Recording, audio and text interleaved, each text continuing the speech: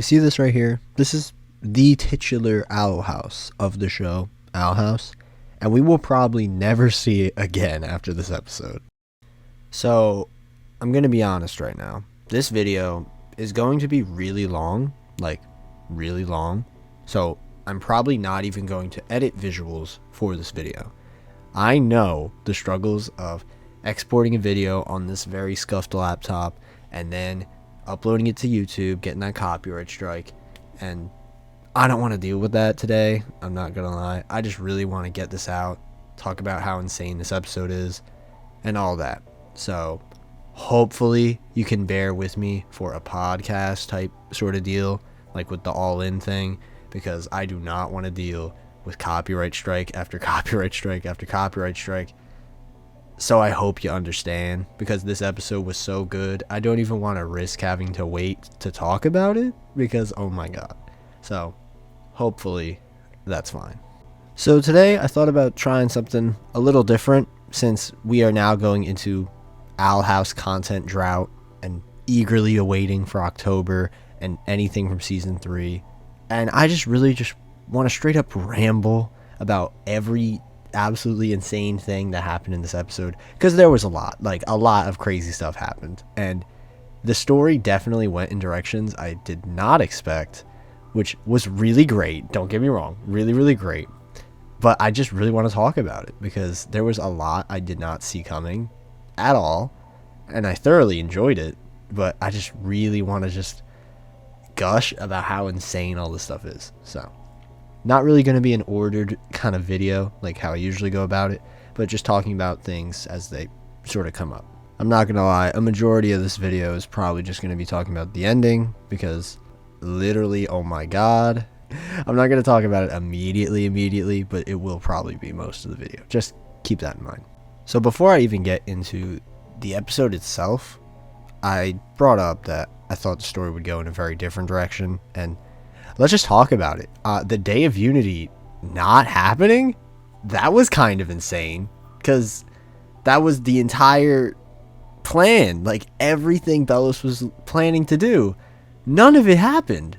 And I really love it, how Bellows was basically just instantly bodied, and he got all this sort of karmic punishment for keeping his sort of betrayal first attitude. Like, I don't know, I really enjoyed it, but I was so shocked it didn't happen. Like, I was genuinely like, oh my god, like, everything went wrong for him.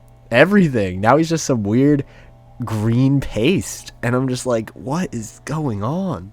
Like I said, I'm not going to only talk about the ending. Like, I'm actually really trying to not talk about the ending, but I just want to talk about my, subverted expectations. So I swear it won't all be the ending. But the Day of Unity not happening, like, genuinely, I am in complete disbelief. Like, this was the entirety of the season, basically, leading up to the Day of Unity, and it didn't even happen. Really just crazy subversion, and honestly, what is happening now is probably a lot scarier. Like, they're not dead, but, like, I don't know what they, like, are. Maybe they're not dead, but are they even them? I don't know. Lot of stuff for later. So let's get into other expectations. The lose possession theory absolutely just did not happen. Like, I was really on board with this theory, like really on board, because there were a lot of really compelling posts about it. There was a lot of stuff going around about the symbolism behind Luz and the Collector, how Luz's face was very often shaded, half lit. I don't know. There was a lot of really compelling evidence, at least to me, but it might have just been the collective brain rot of the Owl House fandom that was just having us all believing this theory. Don't get me wrong, it was a really cool theory, but I am not disappointed it didn't happen. I was just very shocked, because a lot of the, build up to this in the fandom was really compelling, like really compelling. But don't get me wrong, this is still really awesome. I just am shocked it didn't happen, because we all got baited. We all really got baited. I'm not gonna lie. I don't even think it was in the plan, but we were all just very, very hyper analyzing the sketch and all the stuff around Luz and the moon symbolism, everything. I don't know. We did at least predict Belos would betray the collector, which I feel like wasn't that really hard to believe. But what are you gonna do? I really, really like the collector and them getting a sort of, not mortal form, but like some sort of permeable form. You know what I mean? How are they going to stop the collector? I literally have no idea. Like, no wonder Belos did not want this thing to get, freed. Because they literally touched the moon. Not even touched it. They pointed at it, and then they literally went boop, and then they moved it thousands and thousands and thousands of miles. That is absurd how broken this dude is. And it's just, I can't even imagine how the ending is going to be besides some sort of way of tricking them, because they're very childish. Obviously, Belos was tricking them the whole time. I feel like that's going to be it.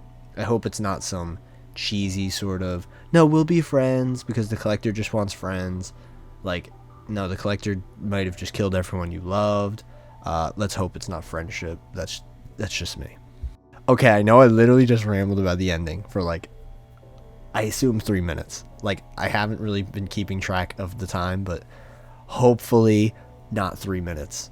But the ending is really cool, and I hope you can understand why it's hard to not talk about it. But I want to get into some other really, really great stuff. Like, again, the Belos betraying the collector. Pretty obvious. Like, everyone expected this to happen, but I really enjoyed it, and I love how Kikimora actually was always sneaking up on Belos, trying to get on his good side. So she knew about the collector, and she told King about the collector. That was really cool. I actually really, really did not expect that. Sort of little redemption arc for Kikimora. Her finally not caring about Belos. Her finally doing what she wants to do. Actually, in an attempt to make Belos lose. Very satisfying, which is very fitting with her character. Still hyper fixated on the Emperor, but now for his downfall. Really, really cool.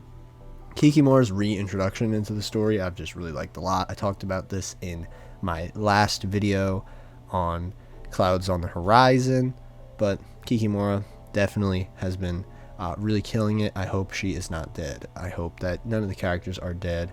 I feel like they will not remember anyone who is in the human world right now. This will be very bad, except maybe King. I know I'm talking about the ending right now, but I segued into it, so it's not as forced. But yeah, Kikimora's reintroduction, really cool. Let's talk about some other cool characters. Alador. Alador actually giving Amity mittens. That was cute. That was really, really cute. I'm glad that happened. And then Amity was like, oh, is this why you called me mittens? That was amazing. I love that scene. The actual whole opening, I liked a lot, with them fighting and then them all coming together. That was really nice. I enjoyed that a lot. 7 minutes in, I finally just mentioned the opening of the episode. I'm sorry. Like, I'm sorry, but I'm also not sorry, because there's just so much in this episode to talk about that I kind of don't care. But anyway, back to Alador. So, like the end of the last episode implied, Amity, Hunter, Gus, Willow, and Alador, they're heading to the Day of Unity. They're going to try and stop Belos, and their ship actually, crashes. And the fact that Odalia is so petty that she's even saying that they stole the ship, that is so crazy. That is so crazy. Like, obviously Kikimora didn't do it, because Kikimora was gone. So it had to have been Odalia. And first off, wild. So petty, so crazy, but very perfect for her character, so I didn't mind. But anyway, the ship crashes, and my guy Alador offers to stay behind so Amity, Willow, Gus, and Hunter, they can all make it to the Day of Unity. They can all save Luz. And Alador literally basically sacrifices himself in order for them to continue going on this journey so they don't get captured. Super sick. Absolute legend, Alador. And I really hope he's okay. Like, I think it'd be really crazy if everyone does somehow forget about all the people who went to the human realm. It would be so crazy if Alador doesn't remember Amity, like, at all, right after they just started to finally, like, get along. It would be so tragic. And sadly, there's only 3 episodes left, so I hope they touch on that if they were planning on doing so, if this element's even a thing. Obviously, I am very much spitballing what I think is possible because of the rewriting of reality going on right now, but I hope things turn out all right for him. Now, obviously, the ones that I'm by far the most worried about are Ida and Rain and Lilith and all of our squad of cats. You know, I'm really hoping they're okay, because imagine they all come back, they all try to save everyone, and Ida doesn't even remember who Luz is, and she is literally wearing her jacket and she doesn't even remember who she is. I feel as though the jacket will actually be really important for Ida remembering her in some fashion. Like, don't get me wrong, I feel as though each of the people from the Boiling Isles, they're going to get some new drip. They're going to look and try to blend into the human world, especially because they all have ears like that. But Luz, I don't know if Luz is going to change her fit, especially because this jacket is the literal last thing that she has to tie herself to Ida and to the Boiling Isles. I feel as though this will definitely stay relevant and continue to be relevant, you know, for the rest of the show. For Luz, it'll be a really important connection to this world she cares about so much, and I think she'll keep the jacket for sure. And like I said previously, if Ida does somehow remember Luz because of this jacket specifically, I think that would be a really great way of using it, not only in an emotional sense, but literally to push the plot forward. Now, there's a lot I want to touch on with Ida and Rain because of the whole repositioning thing from the start of the episode, which was really, really intense. I actually really, really enjoyed that. I loved how Eberwolf was actually going to be straight up killed, but Darius actually held back and was like, oh no, my friend. I don't know. I really enjoyed that because it made it feel like Eberwolf and Darius have a lot more of a real connective tissue with them. I feel as though Eberwolf really got the short hand of the stick, sadly, because there just wasn't that much focus on them, especially compared to Darius, who had the whole connection with Hunter. I don't know. I really, really enjoyed Darius more than Eberwolf. I hope we do get more of Eberwolf. That would be cool. I hope we get more of literally every Coven head, because I don't know. I thoroughly enjoyed their importance in the story, and I like how a lot of them weren't fully aware of Bellos' plan, even though Bellos tells them about the Day of Unity and the draining spell and everything. They just didn't really think about it being a bad thing. I thought that was pretty cool. I like how a lot of them seem to have their own agendas as well. I don't know. I just hope that they get some focus in Season 3. I don't believe they will, honestly, because there's not that much, which is a shame. But, you know, I did enjoy what we got of them. But anyway, back to Ida and Rain. I really enjoyed the repositioning thing. I really liked how Ida's curse did actually start to do something, from what I could tell, but it seemed almost fruitless, which was really, really shocking to me. Again, I feel as though every time they could have subverted something that I thought would have happened, they did. Like the curse not working, but that not being the thing that stopped the Day of Unity from happening, that was pretty cool.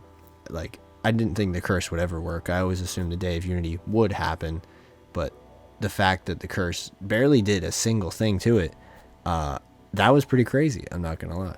Speaking of crazy, Ida actually getting the sigil, I really didn't expect that to happen. Like, I really, really didn't. Like, full honesty, I felt it was going to be some sort of lead-on thing, because they didn't show it happen in the last episode. Maybe it would have been kind of graphic, but it's never really been depicted in that way. We just kind of got the focus on Rain's face. Now, don't get me wrong, I did really love how Ida got the sigil, and I love how Rain ripped off Ida's arm, which is usually a normal thing Ida can do anyway, but it literally faded away into nothingness, and that saved Ida completely, but it also made Rain a lot more messed up. I don't know, there was a lot going on there, and it was really intense, and then it cut away, and I was like, no, please more, because it felt like it was such a like dark but also like very very emotionally charged moment because of the sacrifices Rain made for Ida. I don't know. It looked a lot like how when Rain was first captured by Darius and Everwolf, and I don't know.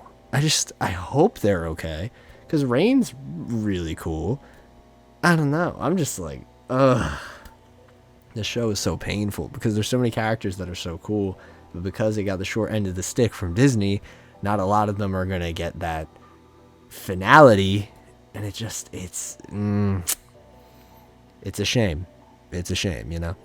But Rain being such a massively important character in Ida's story arc, I assume will be present in the story. I hope they remember each other. Like I said, obviously I think that the people from the human world will remember everyone, but I don't even know if the people in the Boiling Isles are going to remember their relationships with each other, not even the people in the human realm. Oh my god. There's just a lot of crazy tension going on right now.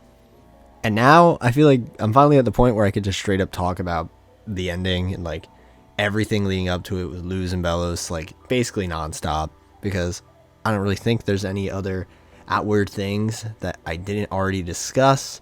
If there is, obviously comment below and I'll give my thoughts on it as well, because I'm not gonna lie, I've been talking for quite a bit and I can't think of anything, so hopefully I didn't miss anything. But yeah, I'm just gonna gush about how amazing Belos was throughout the entirety of this episode, because I absolutely loved it.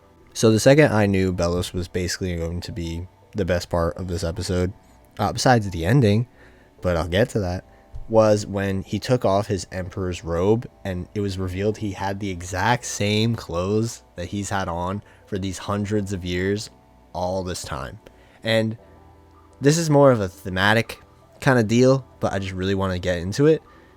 Belos wearing these clothes and being the emperor and doing all this stuff to essentially never grow and never care for anyone or love anyone or anything is so cool.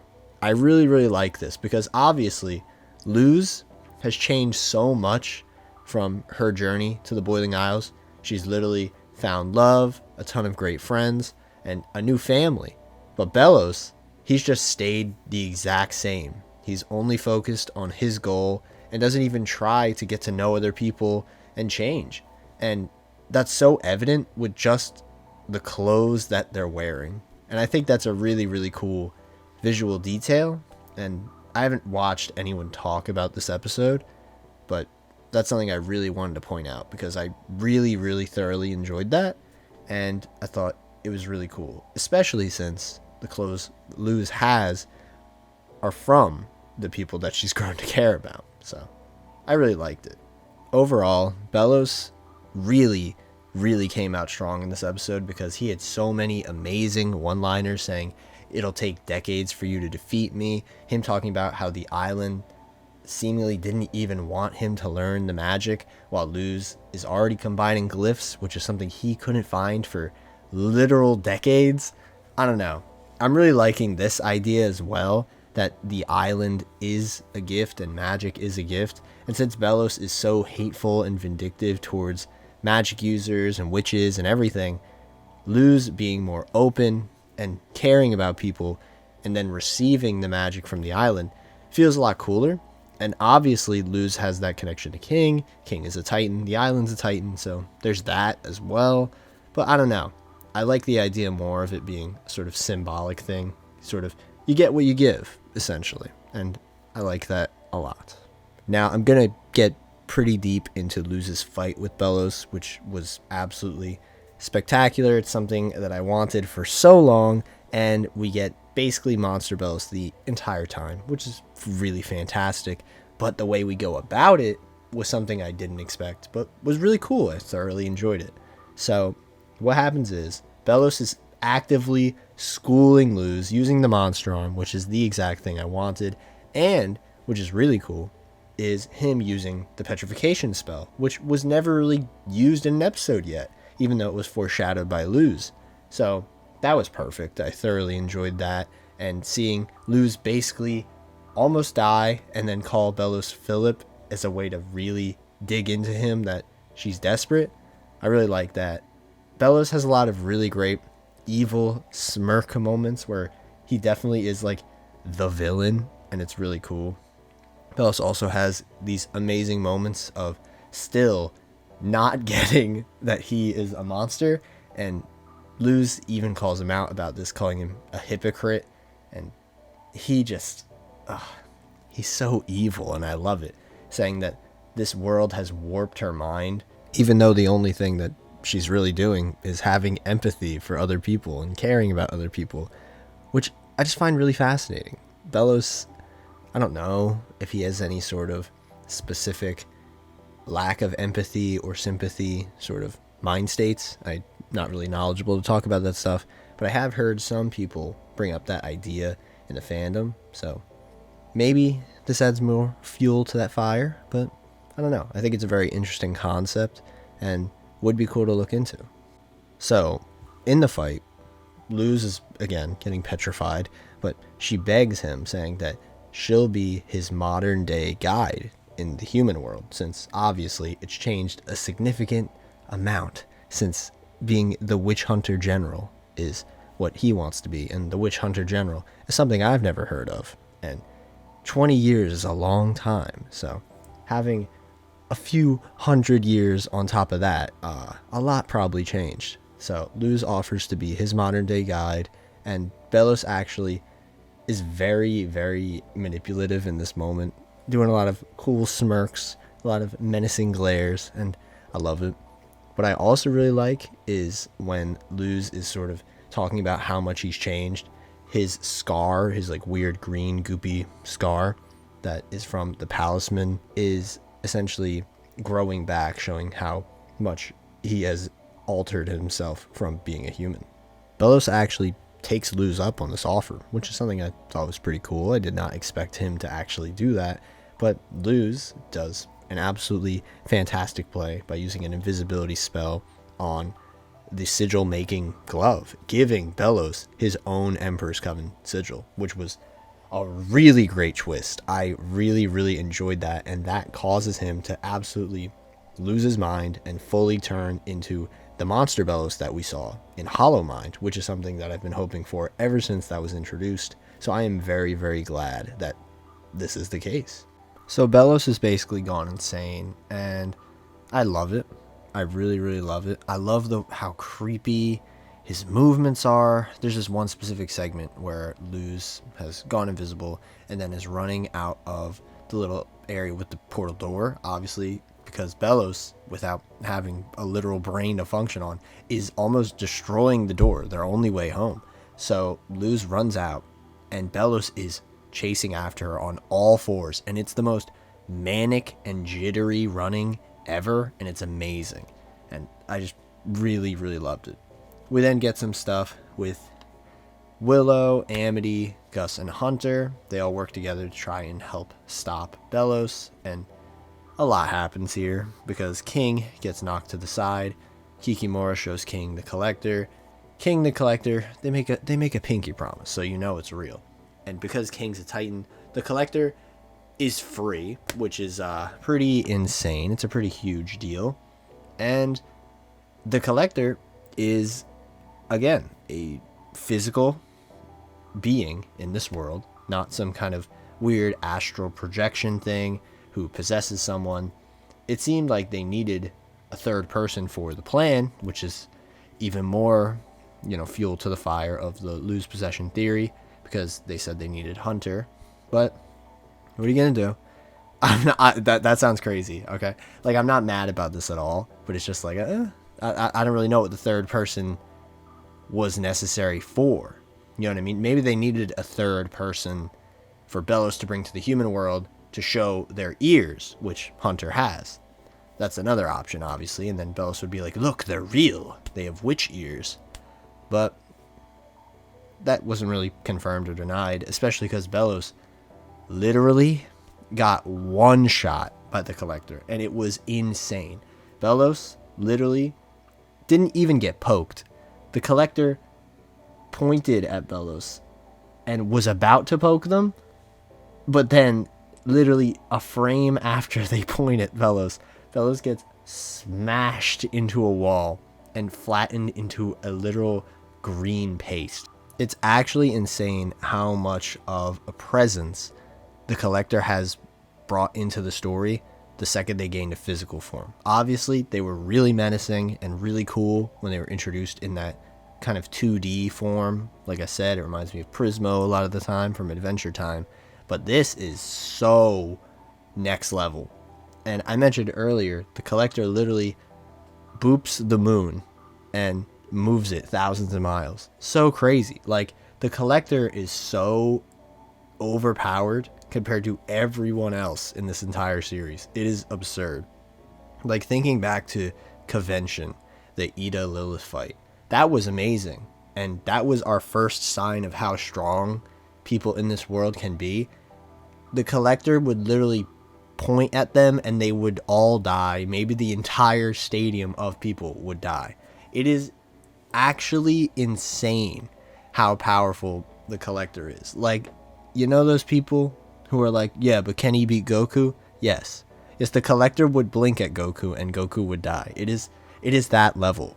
And I have no idea how they're going to win, which is awesome. I hope it's some brain stuff, not friendship. I said this earlier, but some intelligent mind games. That would be really cool. But I don't want to repeat myself too much on the Collector because I know I said a lot of these points earlier, but I want to reiterate them because this character is absurd, and that's the best part. So King tricks the Collector into playing a made-up game called The Owl House, which all the kids eagerly go along going, oh, I love that game, haha, don't kill me. And the Collector literally saves everyone on the island, really great, but then starts to completely alter reality to make some quote-unquote Owl House, because they have no idea what the Owl House is. So I don't really know. A lot's happening. Luz, Amity, Willow, Gus, and Hunter, they're running to the portal door, and for Hunter specifically, I'm gonna little theory stuff after this. Hunter gets some gunk from Belos, his green paste splat on the wall on him. So Belos is definitely going to be in the human world as well, but as maybe some cool mud monster. I don't think he'll ever regain his human form unless we go through some cool possession stuff with him. That would be really crazy, and I actually have thoughts on that, but again, I'll get to that later. They all go in. Luz is going to keep the portal together, save them all, and King basically is like, alright, I'm not letting you die right now. Ida might be dead, everyone else might be dead, but I'm not letting you die, and thanks for being my big sister. Uses his screaming powers, everyone gets through, the door shuts behind them, and then Luz opens the door to the crickety old house, and nothing. And they will never go back home. They have no way back home. Oh my god. That ending, and then Gus breaking down crying second he gets to the human world. Perfection. Absolutely perfect. And then Luz and her friends coming back to her mom's house, and Luz breaking down too. Oh my. Yes. Absolutely fantastic ending. Even the credits were cool because we got confirmation that Belos is indeed in the human world, and probably that dude with the cameras in that house saw all this stuff, saw the door close, saw everything, so he'll probably go after Belos and these kids as well. And there's just a lot to take in here, you know what I mean? So I am very, very excited to see what happens next. And now I'm going to get into my little theory brain rot thing because there's a lot I want to talk about because, oh my god. So this Belos gunk, this can either go one or two ways in my opinion. One, it's going to try and possess Hunter.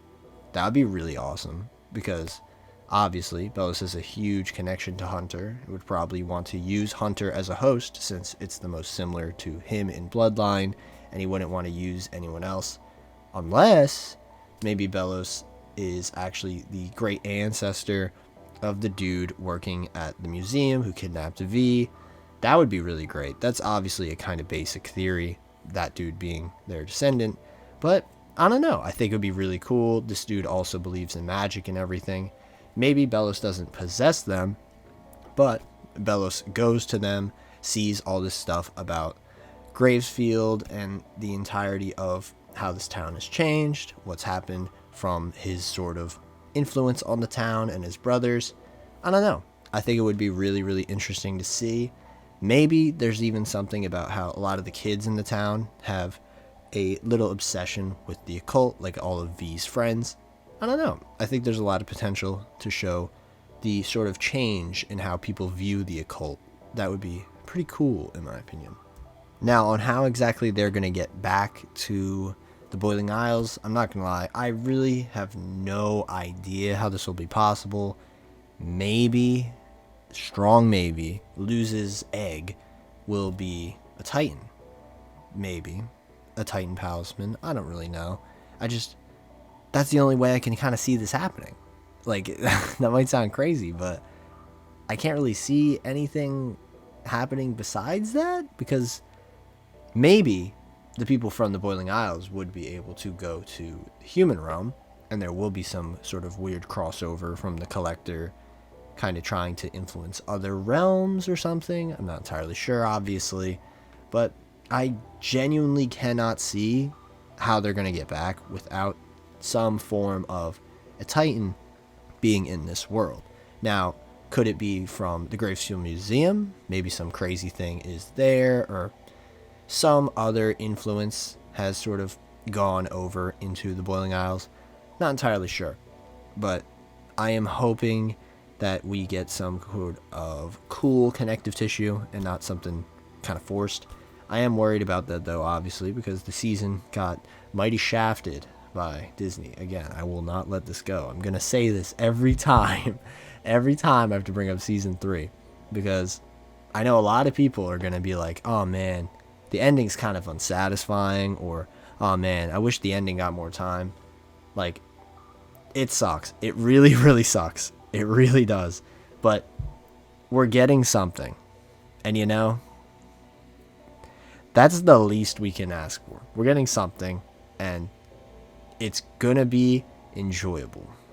I feel it. Because this show has been an absolute blast from beginning to right now. I have loved so many episodes of the show, so many characters. Just so much about the show is really great. And I know a lot of people are going to be like, yo, the show was good, but the ending kind of... And that doesn't worry me necessarily, because I definitely think the ending of the show will be good. You know, I have faith. But getting ready to hear people say stuff like that is going to be rather frustrating. I'm not going to lie. But what are you going to do? I mean, like, the show got on a network that didn't particularly care for it.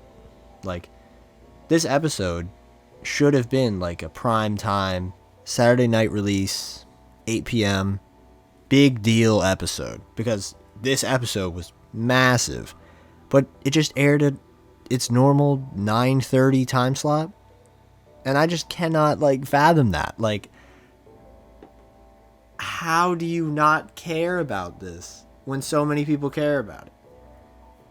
I don't know. Rather frustrating. Sorry for getting on a rather negative ramble right there, because this show deserves literally everything, because it is fantastic. I don't know. I'm like, I don't want to record my face, obviously, because this is more of a podcast deal. But, oh my god, the look that I just had was just utter frustration. That's how I feel. Like, this show is fantastic. I'm frustrated about the ending being cut, but I am hopeful that it will be good, because I have a lot of faith in the crew of this show, and I think it'll be great. So, that's really all I'm going to say. As you can see, I'm in pain. I am in pain because this episode was great. I have a lot of expectations for season 3, and I'm really excited to see how it pans out. I want to see these people absolutely body the collector. I doubt they'll be able to body the collector like the collector bodied Bellows, which was very deserved. Very, very deserved. But I can hope. I just want them all to be happy. Let my trauma-ridden children finally be happy. You know, Willow didn't have much trauma. Like, Amity, family trouble. Luz, family trouble, and all this absolute insanity. Gus, anxiety, and very, very clear, inadequacy. Hunter is trauma. Hunter, Willow doesn't have much trauma. She's half a witch Willow. She got bullied, but she's grown a lot, so, not that much trauma. I hope she doesn't get any more, because now they're going to grow.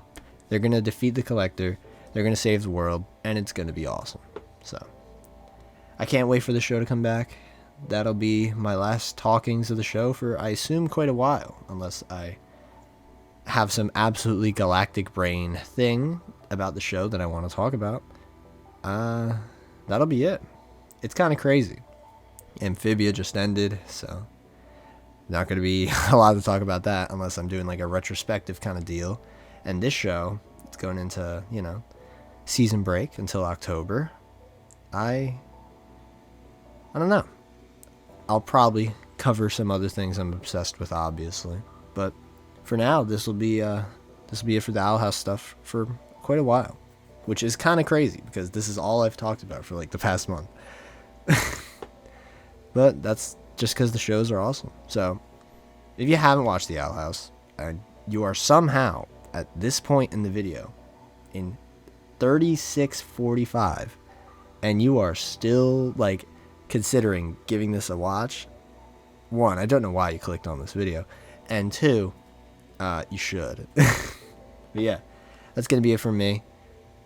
If you want to hear me gush about season 3 when it eventually comes out, consider supporting the channel.